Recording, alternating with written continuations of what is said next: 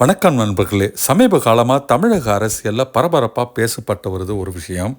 அது என்னென்னா, முன்னாள் முதலமைச்சர் திரு ஓ பன்னீர்செல்வம் அவர்கள் விஜயுடைய கட்சியோடு ஐக்கியமாவாரா அல்லது கூட்டணி வைப்பாரா என்பது தான்.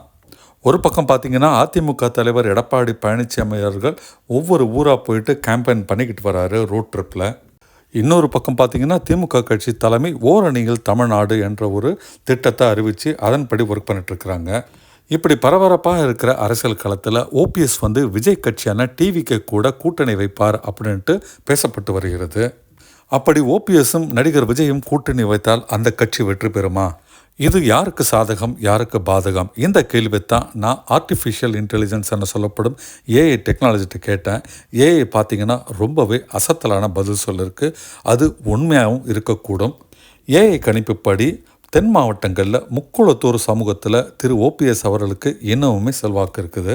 என்னதான் அதிமுகலேருந்து அவரை நீக்கியிருந்தாலும் இன்றைக்கும் தேனி, மதுரை, ராமநாதபுரம் போன்ற மாவட்டங்களில் இவருக்கு ஆதரவு இருக்குது.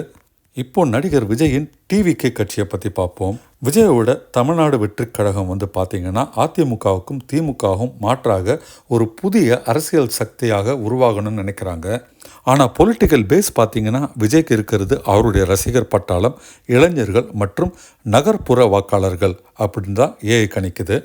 தமிழ்நாடு வெற்றி கழகத்துக்கு இன்னுமே வலுவான அமைப்பு மற்றும் தலைவர்கள் தேவை. இதனால தான் தமிழ்நாடு வெற்றி கழகம் ஓபிஎஸோட கூட்டணி பற்றி பேச ஆரம்பிச்சிருக்கலாம் அப்படின்ட்டு ஏஐ சொல்லுது. சரி, ஓபிஎஸும் டிவிகேயும் கூட்டணி வைத்தால் தமிழக அரசியல் என்ன மாதிரி மாற்றங்கள் வரும்? மாற்றம் 1, அதிமுகவுக்கு பெரிய பின்னடைவு இருக்கும். ஏன்னா இன்னமும் ஓபிஎஸ்ஸின் செல்வாக்கு தென் மாவட்டங்களில் இருக்குது.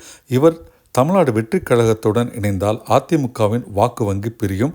குறிப்பாக முக்குளத்தூர் வாக்குகள் 5 முதல் 10% வரை தமிழ்நாடு வெற்றி கழகத்துக்கு மாற வாய்ப்பு இருக்குது.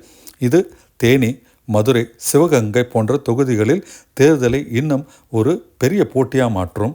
இப்படி வாக்கு வங்கி பிரியும் போது அதுக்கு பெருசாக பயனடைய போகிறது திமுக கூட்டணி தான். வலுவாக திமுக கூட்டணி இருக்கும்போது அதற்கு எதிராக பல அணிகளாக எதிரணிகள் பிரிஞ்சு கிடக்கு. அதனால் ஓபிஎஸும் விஜயும் இணைந்தால் இறுதியாக திமுக தான் வெற்றி பெறும் என்று இந்த ஏஐ கணிக்குது. சரி, ஓபிஎஸ் அவர்கள் தமிழ்நாடு வெற்றி கழகத்தோடு இணைந்தால் தமிழ்நாடு வெற்றி கழகத்துக்கு ஏதாவது பாதகம் ஏற்படுமா? ஓபிஎஸ் அவர்கள் ஒரு முன்னாள் அதிமுக தலைவர், ஒரு பழமையான தலைவர். ஆனால் தமிழ்நாடு வெற்றி கழகம் என்பது இளைஞர்கள் மிகுந்த கட்சி. இங்கே ஓபிஎஸ் மாதிரி பழைய ஆட்களுக்கு அந்தளவுக்கு வாய்ஸ் எடுபடுமா அப்படின்றது ஒரு கேள்வி எழுந்திருக்கு. இது வரைக்குமே ஓபிஎஸ் அவர்கள் பாஜகவோட நிலைப்பாட்டில் தான் இருக்கிறாரு. ஆனால் விஜயுடைய தமிழ்நாடு வெற்றி கழகம் என்பது பாஜகவை எதிர்க்கும் கட்சி. அப்படி இருக்கும்போது தமிழ்நாடு வெற்றி கழகத்தில் ஓபிஎஸ் இணையதற்கு சாத்தியக்கூறுகள் குறைவுன்னே ஏஐ சொல்லுது. இறுதியாக ஏஐயுடைய கணிப்பு இதுதான்.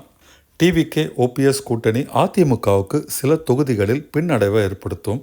இப்போதைக்கு தமிழ்நாடு வெற்றி கழகம் 5லிருந்து 10 சீட்டு தான் டோட்டலாகவே வெற்றி பெற வாய்ப்பு இருக்குது. இது பல இடங்களில் அதிமுக ஓட்டை பிரிக்குன்றதுனால திமுக கூட்டணி எளிதில் வெற்றி பெற வாய்ப்பு இருக்குது. எப்படி ஆயினும் ஏஐ கணிப்புப்படி வர தமிழ்நாடு சட்டமன்ற தேர்தலில் 4 முனை போட்டி இருக்குன்னு சொல்லுது.